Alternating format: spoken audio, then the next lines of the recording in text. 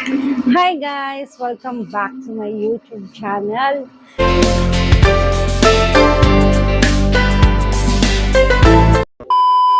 Sana ba tagal ka na naman hindi nakapag-upload na. Siguro itong taon na to, ngayon pa nga lang ang kauna-unahang upload ko ulit dito sa YouTube channel ko. And ayun, gusto ko lang kayong kamustahin kung kamusta na ba kayo, yung mga GERD nyo, anxiety nyo, okay na ba kayo? Ako kasi medyo handle na, kagaya pa rin ng dati. Pagka natitrigger, ayan, dyan talaga siya totally sumusumpong. And ngayon, pinagkakaabalahan ko talaga dito sa bahay para malibang-libang ako dahil wala naman akong trabaho. Nagla-live selling ako ng ukay-ukay and nag-aaral ako ng Korean language, nagbo-vlog. Yeah, pinipilit ko maging busy kasi hindi pwedeng wala akong gagawin. Dahil pagka wala akong ginawa at talaga namang petics lang ako, ayan, puro overthink na ako at nagtitrigger na yung anxiety ko, kung ano-ano na yung mga maiisip ko. At yung anxiety ko guys is about my health. Iniisip ko na tuwing mag-heartburn ako, meron akong sakit sa puso, meron akong ganito, meron akong ganyan. So, nakakapraning, diba? Pag may nararamdaman. So, yun lang. Naisip ko lang na mag-upload ng video ngayon dahil nangihinayang ako guys. Dahil yung watch hour ng aking YouTube channel ay halos konti na lang at mamonetize na ako. And wala naman ako maisip na content talaga. Kung hindi nga, i-update kayo kung ano ba yung bago sa akin this year and kamustahin kayo. Ang dami ko pa rin talagang nababasa ng mga nagko-comment sa mga fast vlog ko na kung ano daw ba yung mga ininom ko pa rin gamot, ano daw ba yung mga ginagawa ko para maging okay ako. Yun. And may share ako sa inyo guys na baka makatulong sa inyo. Yan. Lagi naman tayo nag-share ng mga bagay-bagay na ginagawa ko para makatulong sa inyo. And baka sa akin, okay and okay din sa inyo. Pero syempre, nasa sa inyo pa rin naman yun, di ba? Hindi naman tayo kasi expert. Kayo pa rin naman ang masusunod dyan kung susundin nyo or hindi. So, ngayon guys, is eto, nakahiga lang ako. More vlogs lang tayo dito and nanonood ako guys ng mukbang. Ayan, yung mga sipod-sipods, ganyan, Kasi nga, syempre, may GERD tayo. Hindi naman tayo makakakain ng mga ganyan, kaya manood na lang tayo, di ba? Ngayon guys, is nakahiga lang ako dito and yan, itutur ko kayo dito sa aming kwarto. Wala na nga pala yung sari-sari store namin kasi nag-short na kami sa budget so hindi na kinaya. Kaya pinili na lang namin i-close. Ngayon, kapalit ng sari-sari store ay nagla-live selling nga ako ng ukay-ukay. Sa ngayon guys, is halos wala naman akong stock ng ukay-ukay na may papakita sa inyo. Pero meron ako ditong isang box pa yata. Ayan. Ito. Ang laman niyan guys is puro mentis, pang t-shirt na panlalaki, ganyan. So, ito na yung aming tindahan na talaga naman naging bintana na nga siya, no? As in, totally naging kwarto na nga tong kwarto na to. And dito ako guys, nagla-live selling. Ayan yung ring light ko, ayan yung dito ako nag-i-invoice. Tapos, dito ako nagpupwesto. Ayan, yun ako nagpupwesto sa likod ng pinto. Nilalagay ako ng mga damit dyan. Tapos dyan ako nagla-live selling.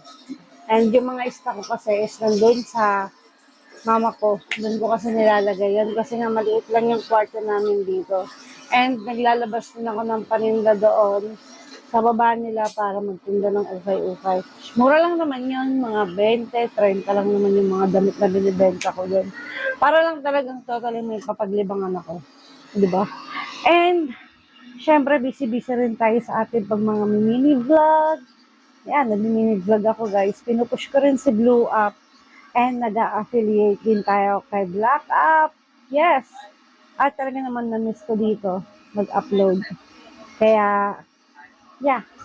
And eto guys, pakita ko sa inyo na hindi pa rin nawawala talaga sa akin yung mga gamot-gamutan kasi hindi pa rin talaga ako totally okay dahil may sumpong pa rin at talaga namang hindi na siguro mawawala talaga sa atin yan, no? Yung mga anxiety, GERD, acid reflux.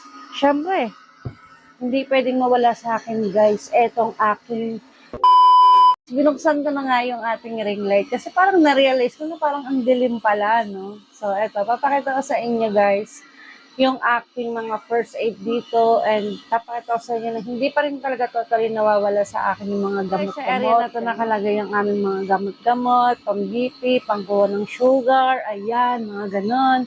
At hindi pa rin talaga totally nawawala sa akin guys. Etong mga tea, ayan. Pag kasi guys na ina-acid reflux ako, ina-acid talaga ako. Yung mga as in, ina-anxiety ako paggabi, hirap ako makatulog, umiinom ako ng tsaa. Yeah, at sa mga last vlog ko nga, pinapakita ko naman doon kung ano mga tsaa yung mga iniinom ko. Etong natira sa akin guys is etong hamag tea, ginger with lemon guys. Ito ang iniinom ko. Yes, ito talaga ang iniinom ko. And napaka-affordable niya. Parang nasa 250 lang yata to for 60 pieces. Ganun. And hindi naman ako everyday totaling umiinom nito. Once lang talaga na super bloated tayo. Nga lang ako nito pagka once lang na sinusumpong ako ng anxiety ko, bloated ako, yung mga ganun, or hirap akong matulog. Yan, ito yung isa sa mga nakakatulong talaga sa akin. And eto guys, pakita ko sa inyo, yan. Teka, dyan naman nakalagay guys yung gamot ng asawa ko. Noong time na tumaas yung cholesterol niya or nag-high blood siya din. Ayan, yung atorvastatin and may pangbuha kami ng sugar dyan. Tapos, eto naman yung BioPT. Hindi rin ako pwedeng mawalan yan. Pagka nag-constipated ako, nahirapan ako dumumi. Ayan ang mga gamot ko. And pagka masakit yung lalamunan ko, yung BP, ayan. And may vitamins din ako dyan, guys. Alam niyo naman din na simulat sa pool na nagkaroon ako ng mga GERD, anxiety. Talaga naman bumagsak din yung katawan ko. Kaya eto talaga ang pinaka-best para sa akin na vitamin C. And syempre, para sa mga masasakit ang katawan, hindi pwedeng mawala sa akin ang ginger patch. Yan. And ayan, basta marami pa kaming gamot-gamot dyan. Tapos ayan pa, dyan nakalagay yung mga ibang gamot namin. Hindi pa rin talaga totally nawawala sa akin yung mga gamot-gamot na yan dahil talaga namang sumpungin pa rin naman talaga tayo. And ayun lang naman ang mga pinagkakaabalahan ko ngayon na talaga namang pinipilit ko talagang libangin yung sarili ko para talagang maging okay ako. So, next video ko guys, ipapakita ko sa inyo yung talaga mga first aid ko sa aking yellow pouch. So, ayan lang muna tayo for today's video. Hope you like this video guys. Please don't forget to like, share, subscribe, and please click mo na yung notification bell para lagi kang updated sa ilalabas natin mga bagong video. And sana talaga magtuloy-tuloy na tayo sa pag-upload ulit dito kay YouTube, no? Sobrang nakakamiss. Yeah, see you on my next vlog guys. Bye! Annyeong!